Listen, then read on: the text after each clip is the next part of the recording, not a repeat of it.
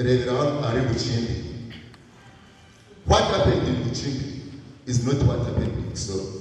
Enoth Masheija orichairman w'intebe yakashatu abegombera ya Buchimbiri nagira ngo kujuma amateke no babajuma bafumbira ecyatumire baterera Grace Akifeza Karuru abakigambire mu manyebe kiteto kine max nyinji ahako kwa bakaranganisa kwiba bagaruka kuronda kandi karuka kabi batahire n'ekintu nagana kino ekibakisira ekibakireze Odia Habimana wagizire ngo cya musasire no kugira ngo abakuru ku rw'umu kibina cya NRM kuruga Kampala nibo basisira akaruka NRM muri Kisoro bwe bari kujoga Dr. Firmon Mateke kandi ubwo niwe tara y'ibyo butegeke mu district ya Kisoro.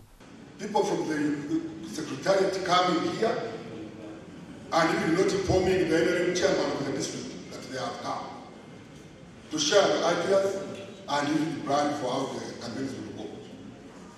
Abari ku secretariat nenda kuhamisa mu NRA eyatandiketi enyaka eyikiri mu government capital sister speaking yes Habimana nagira ngo mukurunda Karuru abagizi ba NRM bakagambe bwa mu by'akarebura hari Mateke ubwo bagumize ngo naje kufero wa kabiri ari kufero wa Kifeza ngo kuyaferirwa mu harasara Mateke ecyatumira abantu batoneka rementuma nuko kushara mu kuterera Kifeza Karuru. So we said now let us show you that we also exist. And we as people so can also decide to change, and that's the change we saw.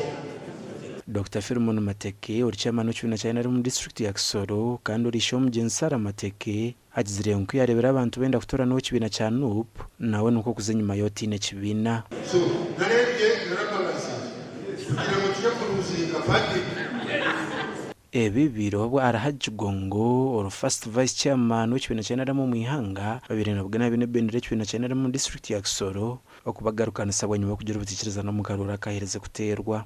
I know they were abused, but that's how the world goes. You can't remain on that. I was accused, I was done this. No, let's come back. Let us unite and move ahead. Let us do not keep blaming one another. Sibakasi, I'm just appealing to you. Please come back and move together.